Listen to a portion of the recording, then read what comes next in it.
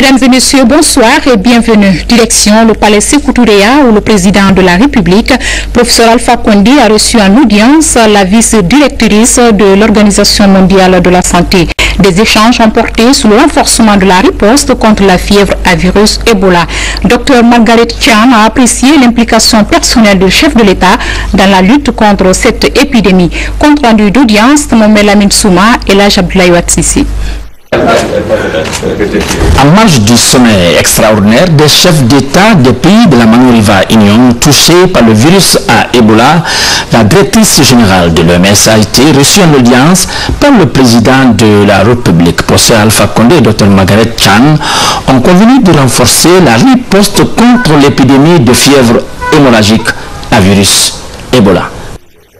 La directrice générale de l'OMS apprécie les efforts fournis par la Guinée et l'implication personnelle du président de la République dans la riposte contre Ebola. J'avais déjà eu l'occasion de rencontrer Monsieur le Président lors de son passage à Genève en mai dernier et j'ai donc eu l'occasion de rediscuter avec lui de tous les efforts qui ont été mis en place sous son leadership en collaboration avec l'OMS et tous les partenaires pour lutter contre l'Ebola. Le ministre guinéen de la Santé a de son côté renouvelé l'appel du gouvernement pour plus d'efficacité à la riposte. Je vous dis encore, rien n'est fait tant qu'on a des cas, tant qu'on a des contacts au niveau de la Salone, au niveau du Libéria. Nous devons renouveler d'ardeur, être vigilants, collaborer, demander la collaboration de la population, comme on l'a toujours dit. Plus tôt on est reçu au centre de traitement, mieux ça vaut. Il s'avère aujourd'hui important de tenir compte de la dynamique de la communication. La directrice générale de l'OMS elle-même vient de dire tout de suite qu'il faut absolument communiquer et communiquer bien. Et c'est pourquoi aujourd'hui, mon homologue ministre de la Santé et moi, nous avons décidé d'élever cette sous-commission communication au niveau ministériel pour faire en sorte que la communication ne soit plus dirigée seulement vers les zones qui sont affectées par la maladie, mais il faudrait que la communication soit globale. Selon les statistiques, 339 personnes sont mortes d'Ebola en Guinée durant les 4 derniers mois. Actualité oblige, suite à la tragédie meurtrière qui a coûté la vie à 33 jeunes Guinéens sur la plage de Rogbane à Taouya, le gouvernement continue à consoler les familles des victimes. Après avoir décrété une semaine de deuil national, organisé des prières collectives, une délégation gouvernementale s'est également rendue dans les familles éplorées. Objectif, présenter les condoléances et apporter une assistance financière. Le récit avec Kerno Maroufouba. Après le drame survenu récemment sur la plage Rogbane, entraînant la mort de plusieurs jeunes, le gouvernement guinéen continue à compatir à la douleur avec les familles des victimes. D'où la visite de cette délégation conduite par le Premier ministre dans les différentes familles éplorées. Une assistance financière est apportée aux familles endeuillées au nom du président de la République. Nous regrettons nous tous, mais nous donnons aussi au destin, nous donnons à Allah subhanahu wa ta'ala qui nous a donné ces enfants-là. Le président est beaucoup touché. C'est dans cette mesure que le professeur Alpha Condé nous a demandé de sortir pour venir rencontrer les familles, présenter aussi l'assistance du gouvernement, demander à ces familles-là d'accepter le destin. Nos condoléances à toute la population guinéenne en général et en particulier aux familles éplorées. Et leur rassurer que le gouvernement guinéen ressent le même chagrin que eux. Nous partageons pleinement la peine et on a été surpris au même titre que eux. Nous prions pour les défunts. Dans cette famille Diallo, dans le quartier Afia 2, 4 jeunes ont perdu la vie au cours de la bousculade à la plage de Taouya. Ici, l'émotion est encore vive. Je demande à tout le peuple de Guinée de s'abstenir. Parmi eux se trouvaient mes enfants et mes frères. Ils sont tous sortis de chez moi. À mon absence, ils ne sont plus revenus. Sentiment de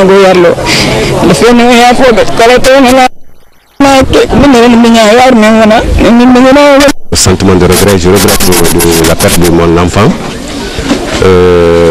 Je suis aussi remonté par la présence de l'autorité en place. je ne cesserai quand même d'oublier le mal que j'ai consenti pour la perte de mon enfant. Ça, je l'oublierai difficilement. Mais comme c'est ce que Dieu a voulu, on s'en remet à Dieu, on est musulmans. Cette tournée de la délégation gouvernementale dans ces familles s'est achevée par ces prières et bénédictions des victimes pour le repos de leur âme. Que les dames de disparus reposent en paix. Amen. Également dans l'actualité, fin de la caravane des arts pour la paix en Guinée. Au compte de cette première édition, la caravane a sillonné les régions de Mamou, Labé, Kankan et Kindia. Durant la tournée, les hommes de culture ont sensibilisé les populations à la base sur les vertus de la paix. La cérémonie de clôture s'est soldée par la présentation des rapports et l'exposition des objets d'art à Conakry. Abdulaziz Baldé, Abdul Karim Koukamara. C'est par une minute de silence en la mémoire des 33 victimes du drame de Roubané que cette clôture de la caravane des arts pour la paix a débuté. Lancée depuis le 17 juin dernier à Conakry à l'initiative de l'ONG Guinée Culture, la caravane avait pour vocation de transmettre des messages de paix en valorisant la culture guinéenne dans sa diversité. On a accompagné la caravane de la paix dans le cadre de notre domaine prioritaire qui est la réconciliation nationale pour permettre aux artistes, à travers diverses formes d'expression artistique, de s'adresser aux populations, de contribuer à la sensibilisation des populations, mais aussi au plaidoyer vis-à-vis des leaders politiques et des dirigeants et des autorités nationales afin qu'ils prennent des responsabilités dans la conduite du processus de démocratisation. Aujourd'hui, je suis encouragé par cette foule ici, en voyant et en entendant tout ce qui vient d'être dit. Je continuerai à dire mes compatriotes guinéens que sans la paix, il n'y a pas de sécurité, sans la paix, il n'y a pas de développement. L'Assemblée nationale de la République de Guinée encourage ce genre d'initiative car nous pensons que c'est à travers elle que nous pouvons éviter le conflit dans le pays. Plus de 3000 km sont parcourus par les caravaniers appuyés par l'UNESCO. Organisateurs, écrivains, comédiens, artistes nationaux et internationaux gardent de bons souvenirs de ce périple à travers la Guinée. À travers cette comédie musicale écrite par moi-même, dont la mise en scène a été assurée par le doyen Souleymane Koli, nous avons tout simplement voulu vous dire que la Guinée est l'héritage que nous avons en commun et que nous devons, contre vents et marées, préserver ce beau bijou contre la guerre et toute forme de violence. Les Guinéens veulent vivre ensemble, les Guinéens veulent travailler ensemble, veulent faire des actions ensemble. Cette première édition était surtout marquée par des expositions d'objets d'art dans les préfectures traversées par la caravane. En guise de récompense, les membres de l'ONG Guinée Culture ont remis des cadeaux aux jeunes sculpteurs et peintres qui se sont illustrés lors de la tournée. Une manière d'impliquer la jeunesse dans le processus de réconciliation nationale qui constitue le socle de tout développement. Et ce communiqué du gouvernement, décès de Souleymane Koli Kourma, Conakry, 1er août 2014. C'est avec tristesse et une profonde émotion que le gouvernement guinéen a appris le décès ce vendredi 1er août 2014 de M. Souleymane Koli, homme de culture, fondateur de la célèbre troupe Koteba et conseiller du ministre de la Culture. La République de Guinée reste reconnaissante vis-à-vis de ce fils engagé qui a décidé de revenir servir son pays après avoir fait rayonner la culture guinéenne au niveau international. En cette douloureuse circonstance, le gouvernement adresse ses sincères condoléances à la famille éplorée, au monde des arts et de la culture, ainsi qu'au peuple de Guinée.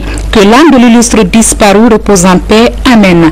Le porte-parole du gouvernement, Damantan Albert Camara, ministre de l'enseignement technique, de la formation professionnelle, de l'emploi et du travail. À Kindia, 38 cadres préfectoraux et communaux de l'administration électorale sont en classe pour se perfectionner en processus électoral. Des modules dispensés par les hauts cadres de l'administration publique et de la CENI vont permettre à ces cadres en formation de jouer leur rôle dans le processus.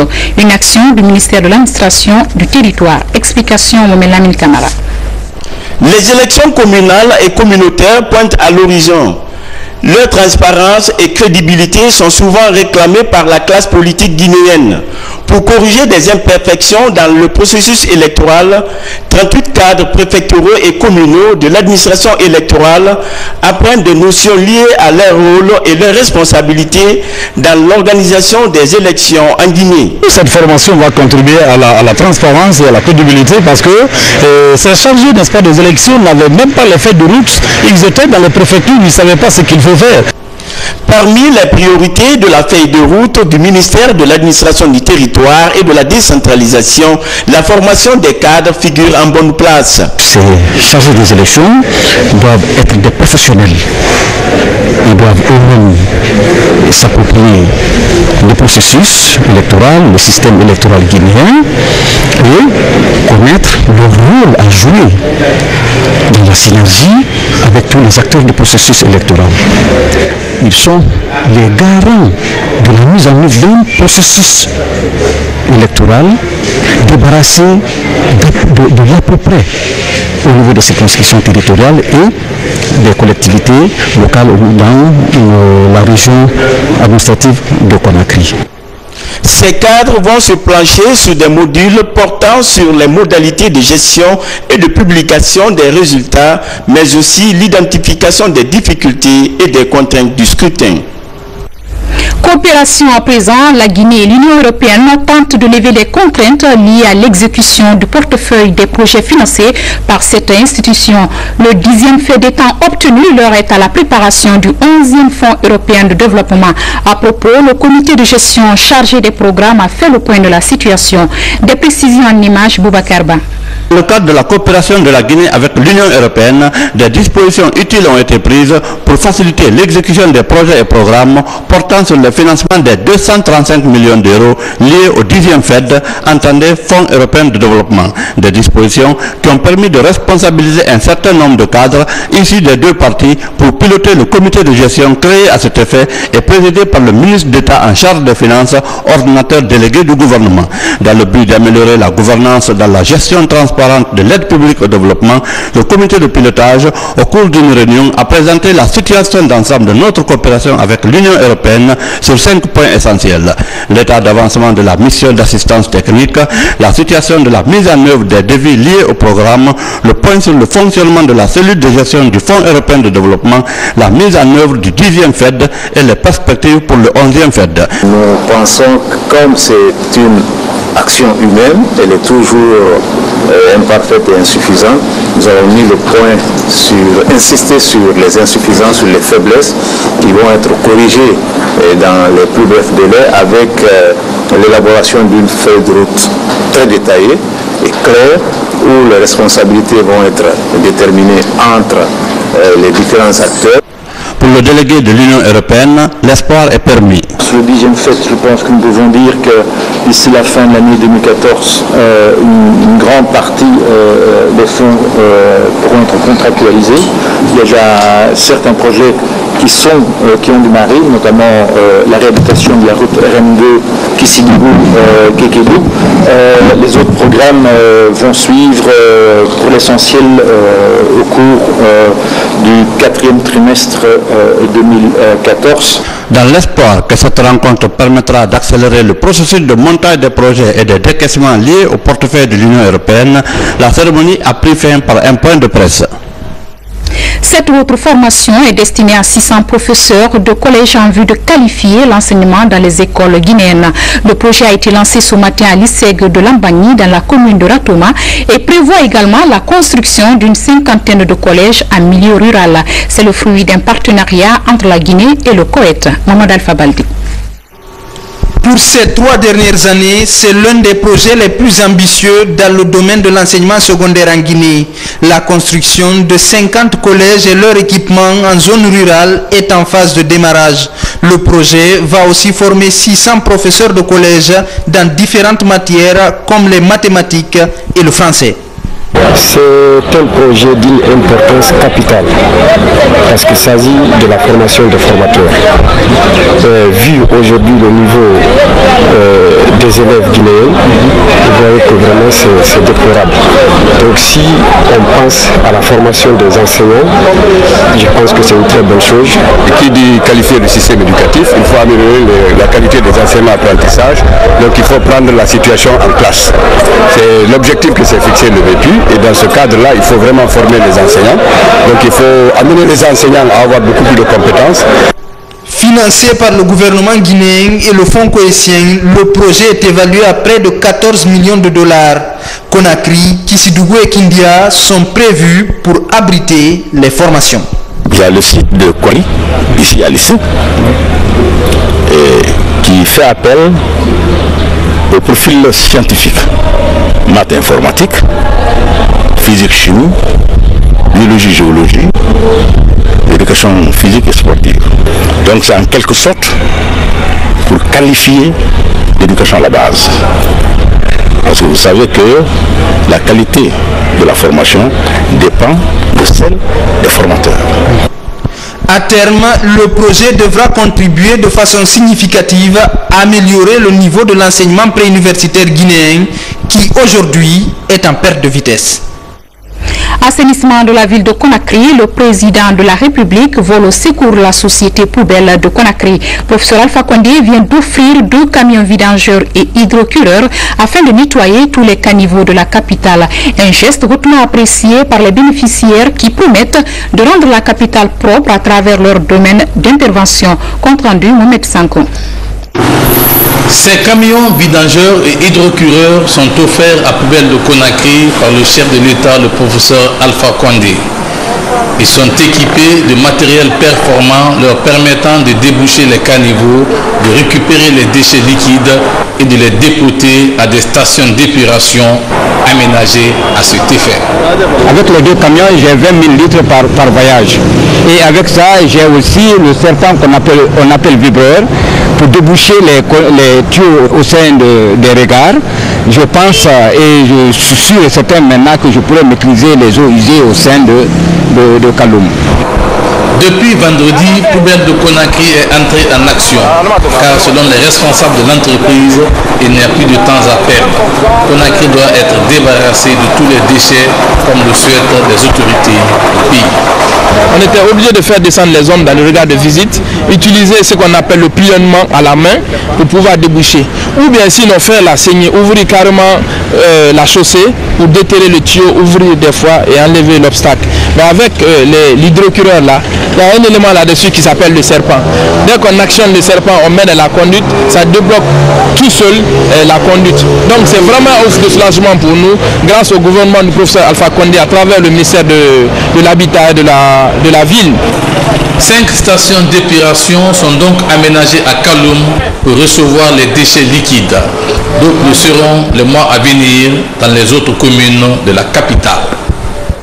Autre domaine, autre sensibilisation en santé, l'ONG Terre des Hommes a officiellement lancé la campagne d'information et de prévention de la sténose caustique, une maladie causée par la consommation de la soude caustique. Après des études réalisées, la plupart des victimes de cette pratique sont des enfants âgés de 0 à 5 ans. Reportage signé Bakary Bamba Kondi.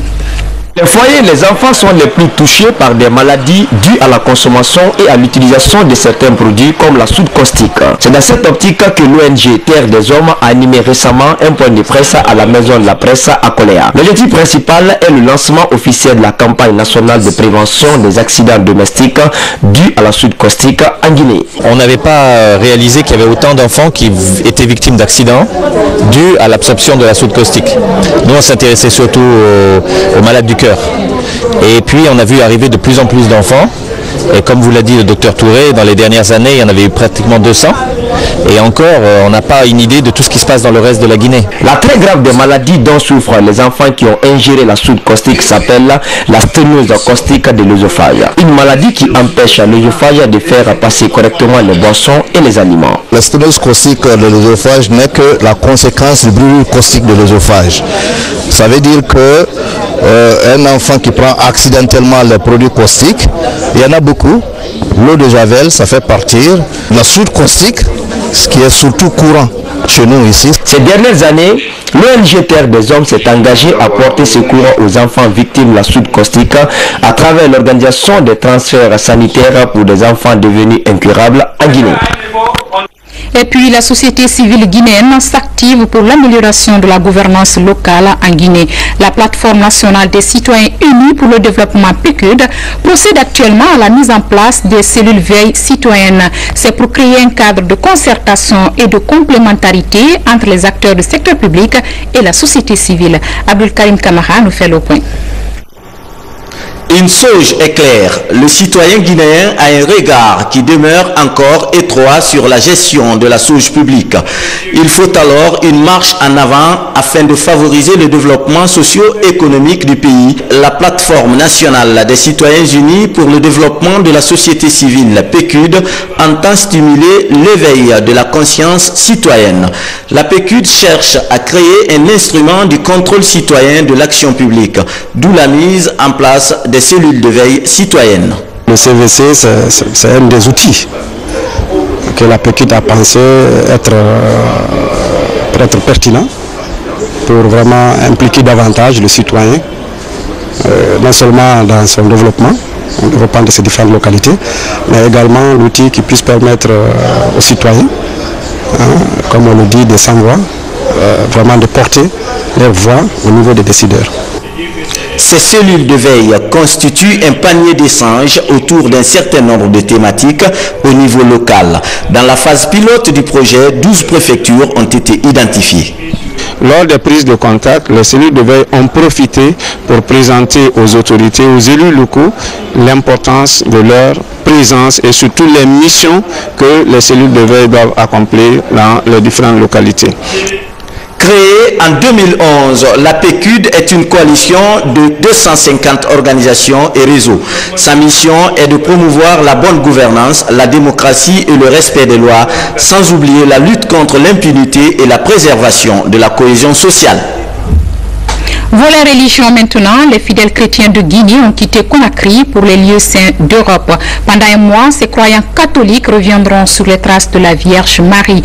L'Espagne, le Portugal et la France seront les principales étapes de ce pèlerinage marial. Ça, Amaraton revient sur ce départ. C'est la messe d'envoi des fidèles pèlerins. Sa célébration consiste à confier à Dieu ces fidèles chrétiens désirés d'accomplir leurs devoirs religieux. Au départ, ils reçoivent des bénédictions de leurs dirigeants qui les exhortent à prier pour l'Église de Guinée et pour toute la nation. Vous prierez donc pendant ce pèlerinage pour que la grâce de la conversion et de la rencontre de Jésus vous soit donnée en abondance. Vous demanderez cette grâce aussi pour tous vos frères et sœurs guinéens. Ainsi, le mal sous toutes ses formes, le mal ne détournera aucun Guinéen de l'essentiel qui est Dieu. Pour cette troisième édition du pèlerinage chrétien, ils sont environ 80 fidèles catholiques à prendre part au rendez-vous marial. La France, l'Espagne et le Portugal sont les principales étapes du périple de recueillement sur les lieux saints. Pendant un mois, ces pèlerins partageront la parole de Dieu avec leurs co-religionnaires du monde. Nous allons sur les pas de Marie à la recherche de grâce et je suis sûr et convaincu que nous l'aurons. Dans ma vie, ça sera d'abord une vie de piété, puisque après le pèlerinage, je consacrerai ma vie à Dieu d'une manière pleine et je prie mon pays, mais tout ce que le pays me demandera, je le ferai avec fierté. La délégation des pèlerins guinéens est conduite par l'évêque de Zérékoré, Monseigneur Raphaël Lama. Leur retour à Conakry est prévu le 27 août prochain. Bon pèlerinage donc à nos compatriotes. Par ailleurs, la section syndicale du secrétariat des affaires religieuses, en collaboration avec la COSATREG, a organisé une cérémonie de lecture du Saint-Coran et de prière pour la paix et le renforcement de l'unité nationale en Guinée. Abdoulaye Ningilande Diallo, compte rendu. Les fidèles musulmans intensifient les invocations et les prières. C'est le cas de ce groupe qui vient d'organiser une lecture du Saint-Coran dans les locaux de la Grande Mosquée. Il s'agit pour les organisateurs de prier pour la paix et la quiétude sociale en Guinée, d'une part, et d'autre part pour qu'Allah éradique la fièvre hémorragique Ebola, une maladie qui a fait des victimes en Guinée et dans la sous-région. Quand il y a la paix, c'est par rapport à une situation. Et ceux qui tiennent le pays au jour d'aujourd'hui, nos prières vont également à leur endroit pour que Dieu accepte qu'il puisse faire du bien pour le pays. ومشايخنا والأرواح جميع المسلمين والصلاة والسلام على سيدنا محمد على سيدنا ومولانا محمد خاتم النبيين وإمام المرسلين سبحان ربك رب العزة عما يصفون وسلام على المرسلين والحمد لله رب العالمين. Bientôt un musée en Haute-Guinée. Déjà, pour baliser le chemin, l'université Julius Nyerere de Kankan a entamé des travaux de recherche et d'identification des masques comme témoins de la culture mandingue. Et les premiers résultats de cette recherche ont été présentés au public dans le Nabaya. Ansuman Toumani Kamara. La région de la Haute-Guinée, depuis la nuit des temps, porte un patrimoine matériel et immatériel exceptionnel. À ce jour, le déficit du musée risque de contribuer à la disparition de ce patrimoine. Ces témoins de la mémoire collective s'effacent progressivement au profit de nouveaux modèles culturels souvent importés. Et les chercheurs de l'université Julius Nyerere de Kankan, conscients du danger qui guette notre identité culturelle, ont entrepris des travaux pour préserver et valoriser ce patrimoine à travers les masques. Selon la photographie, on peut rencontrer trois types de masques. Les masques à visage humain, les masques à visage animal et les masques qui ont les deux visages. Les résultats sont de deux ordres. Il y a les résultats liés à l'analyse documentaire et les résultats liés à l'enquête pilote. La revue documentaire, les documents ont été classés suivant les zones, l'Afrique, la Guinée et la Haute-Guinée. Tous ces documents se rattachent à des mémoires de diplôme d'études supérieures, des articles scientifiques, des ouvrages généraux qui nous aideront à l'analyse de nos résultats. Ces masques, au-delà de leur importance identitaire, sont de nos jours devenus de véritables levains sur le plan économique à travers le tourisme culturel. Au Mali voisin, dont le tourisme est en berne à cause des conflits au nord, les recettes avoisinent en 2013 les 23 milliards de francs CFA pour la caisse de l'État. L'université Julius Nyerere de Kankan passe aujourd'hui comme l'institution d'enseignement supérieur du pays la plus engagée dans la conception des programmes de recherche les plus adaptés aux réalités socioculturelles de nos communautés. Enfin et en bref, le Premier ministre a procédé cet après-midi à la pose de la première pierre des travaux de construction de l'école des douanes. C'est dans la zone industrielle de Kenende, dans Doubreka, pour un délai d'exécution de 16 mois. Hadi Kamara reviendra sur cet élément dans nos prochaines éditions d'information. Mesdames et messieurs, ainsi prend fin ce journal. À tous, merci de l'avoir suivi. Excellente suite de programmes télévisés.